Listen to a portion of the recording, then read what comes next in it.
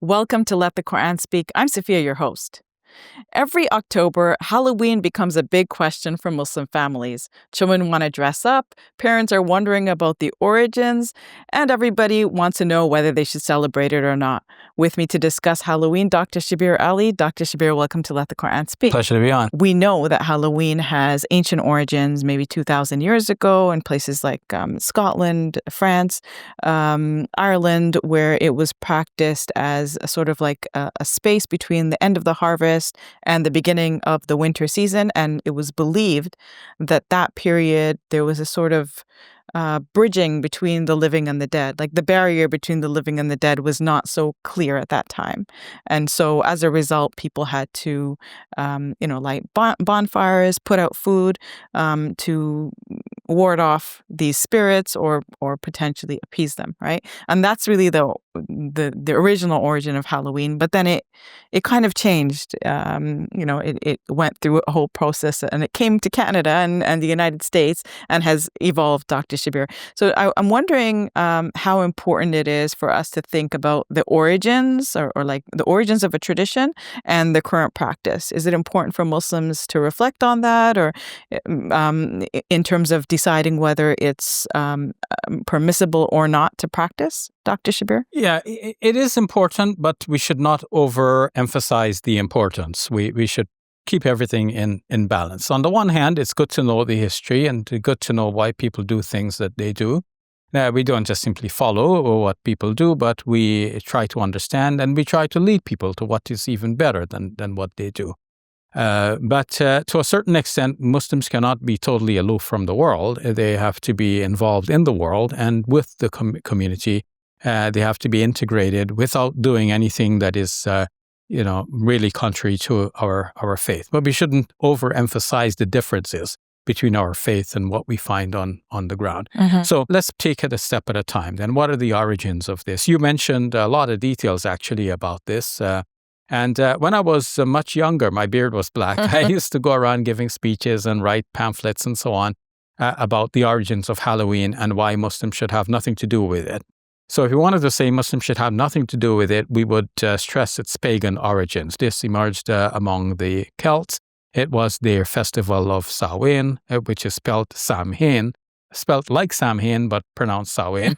A time when, as you rightly put it, there is a blurring between the land of like our existence and the existence of the evil spirits, a thinning of the veil that separated the two.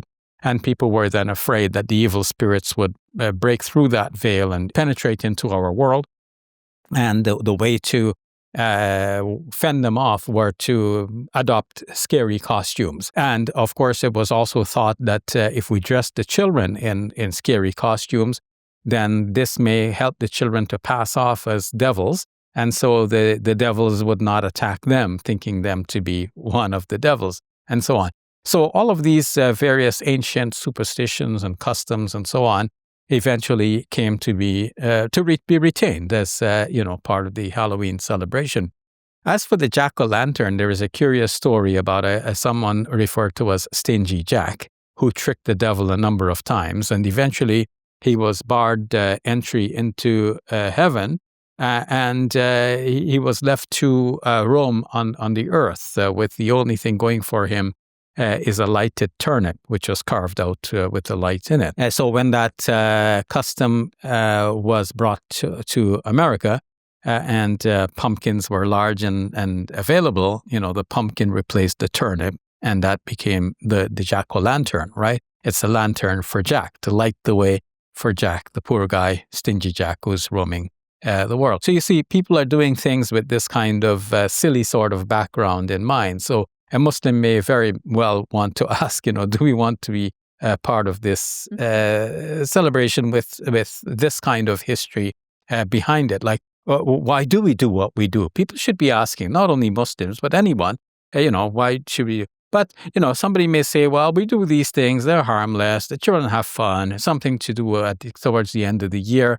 It's getting cold and, we're going to be stuck indoors for the rest of the winter. Let's take one last shot at doing something, spectacular. Let's light a bonfire. But, things like bonfire and so on, these have a lot to do with pagan rituals and festivals and practices of the past. And Muslims should be, not totally indulgent in these things, but not totally aloof either, and not condemning everything because people don't understand what it is that they're doing and why they're doing it. We can try to educate people, and that starts with our own education. Now, there are certain aspects of the traditions which Muslims may find a little bit different from the Muslim type of behavior or ethos.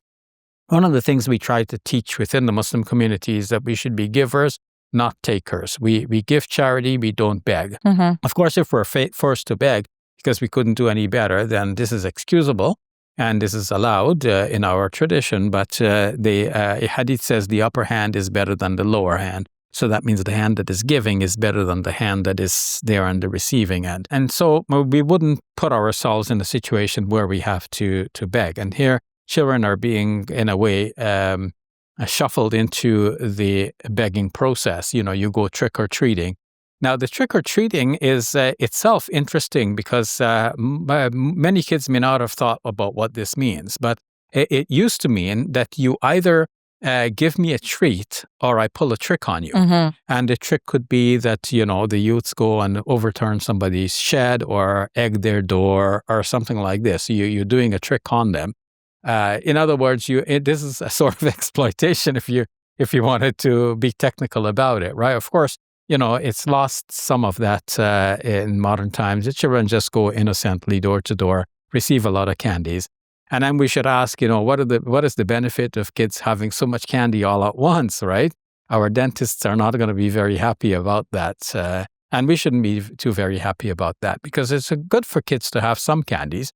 We don't want them to be so totally restricted so that they have the experience like this little boy and Charlie and the chocolate factory, right? Dr. Barry, as I'm listening to you, I'm thinking it's only because we're looking at Halloween from the outside that we're seeing all these things. Like somebody who grew up with a tradition, whatever tradition it is, won't notice all those things, right? Like as we grew up with Eid, we don't notice, for example, that we feast a lot. You know what I mean? Or we do certain things that are extravagant or inappropriate or things like that, right? So we should criticize. That's also something to remember. We should criticize with balance, yes, and with compassion, and we should with some understanding. Now, the question that arises though is after we have said all of that, what about Muslim kids in this situation where everybody else is going out trick or treating, and Mom, why can I not go trick or treating?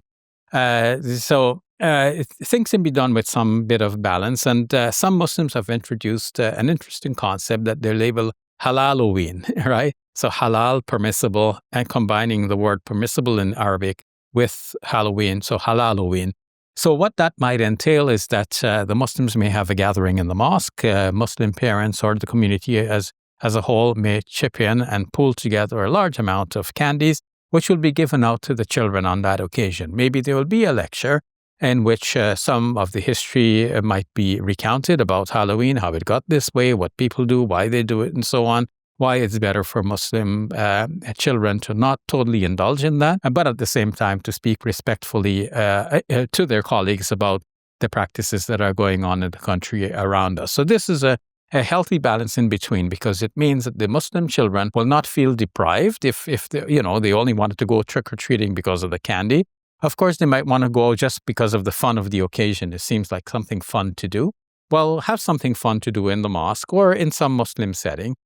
Or if a parent wants to go out with their children, in a limited way within their street to just give them that experience that, okay, we're not totally locked in while all the other kids are out there having fun, then these might be different ways for Muslim families to cope. As you know, we used to put a sign on our door saying, we do not celebrate Halloween. So we didn't have anyone knocking on our doors. And at the same time, I used to buy lots of candies for you guys. That's true. Yeah. But we never went out trick-or-treating. We never wore costumes. We never actually participated in Halloween. We just enjoyed the candies at home. And look how you turned out. And of course, all of your grandkids don't celebrate Halloween either. So I think that's important. That's worth mentioning because sometimes people think just because you have a perspective that embraces other perspectives, it doesn't mean that you're you're veering off into all sorts of directions. It just means that you're open to other approaches to Islam, right? Yes. We have to be open, but we ourselves shouldn't fall off the deep end. All right, thank you for that, actually. All right, you're welcome.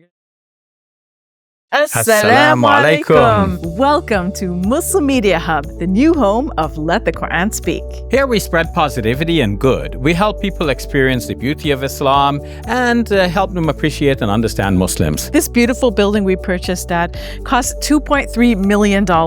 Yeah, we've already raised a third of that money, and with your help, inshallah, we can pay off the rest. So we're looking for people who can give $1,000 each. If you can be part of the select group, that's amazing. Otherwise, just please give whatever you can. Every dollar counts. It's our collective responsibility to share the message of Islam with our fellow human beings. Please help us continue this good work. It's a sadaqah jariyah, something that will continue to be a benefit to the Muslim community long after Safiyyah and I are gone. Please support our work at muslimmediahub.com. Your support is zakat eligible and tax deductible. May Allah bless you and your loved ones today and always. Assalamu alaikum. Assalamu alaikum.